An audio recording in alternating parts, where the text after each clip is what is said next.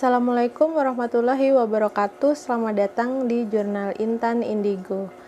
Kali ini aku pengen berbagi pengalaman ke kalian pada saat terlibat di salah satu program misteri, dan menurut aku ini adalah dua pengalaman yang kurang menyenangkan selama beberapa kali syuting yang aku jalanin. Ada dua pengalaman ini yang kurang menyenangkan. Yang pertama, waktu syuting mendaki Gunung Salak. Mendaki Gunung Salak, mungkin yang aku tahu ini baru pertama kali program misteri yang benar-benar syutingnya itu benar-benar mendaki sampai ke puncak Gunung Salak, benar-benar sampai ke puncak Gunung Salak gitu. Dan itu pengalaman pertama buat aku pribadi naik gunung. Dan kalian bisa bayangin kan, baru pertama kali pengalaman naik gunung dan itu langsung ke Gunung Salak sampai puncak.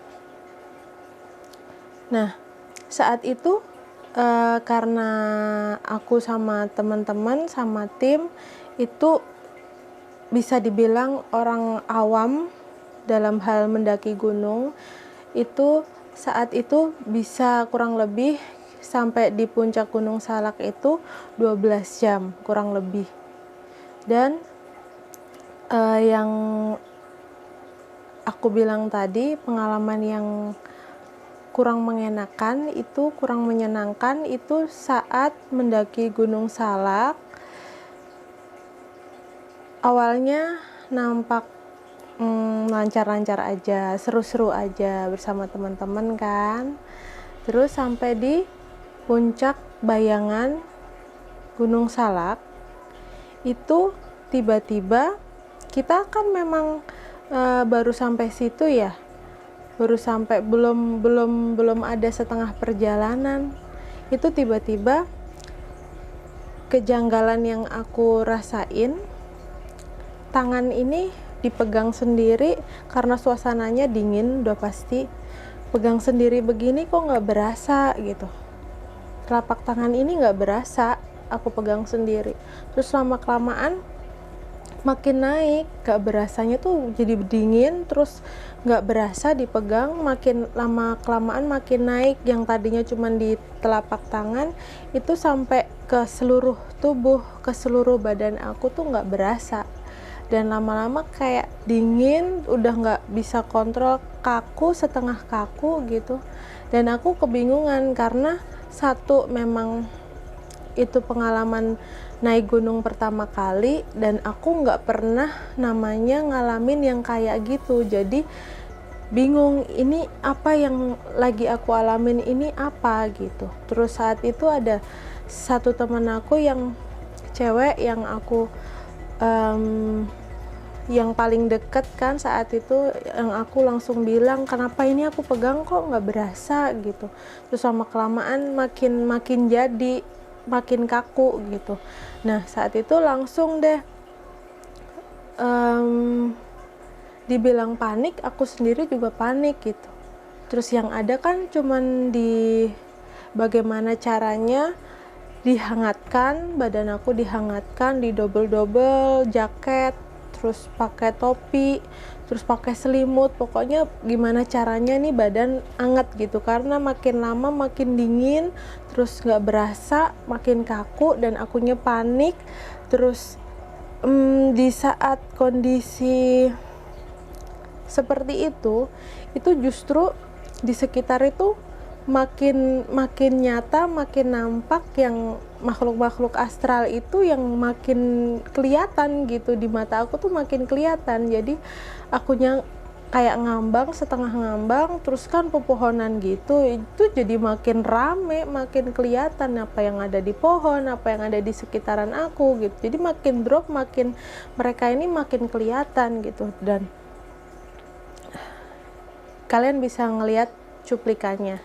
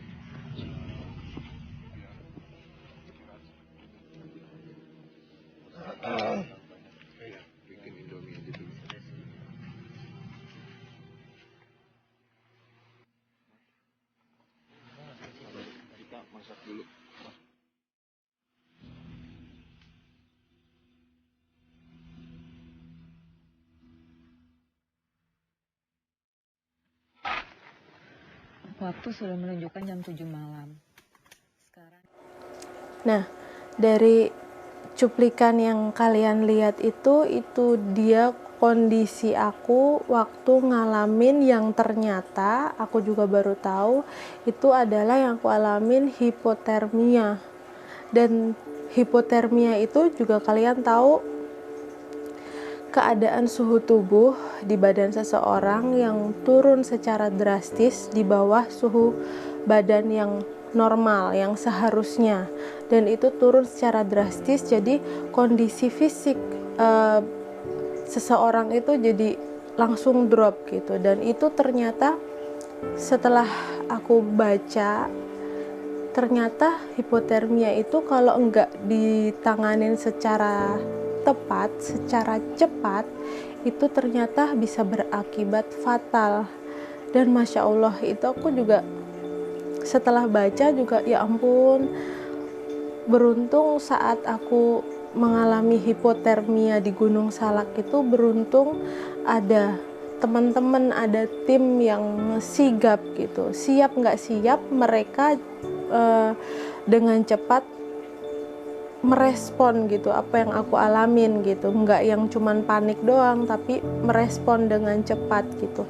Dan teman-teman itu yang langsung kerjasamanya itu langsung ada gitu, jadi langsung gimana caranya biar badan aku ini anget dulu gitu, udah nggak mikirin kapan nyampe puncaknya gitu. Akhirnya kita sama tim, aku sama tim memutuskan buat oke, istirahat dulu di sini gitu, nunggu kondisi aku pulih dulu, siap dulu buat melanjutkan perjalanan gitu.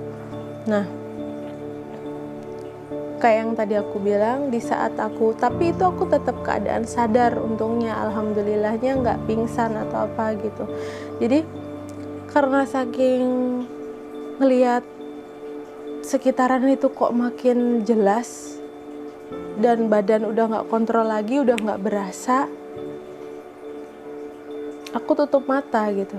Jadi bukan pingsan, tapi tutup mata memang oke, aku butuh nggak ngelihat apa-apa gitu, nggak ngelihat makhluk-makhluk astral itu yang ada di sekitaran yang makin jelas itu. Dan untungnya karena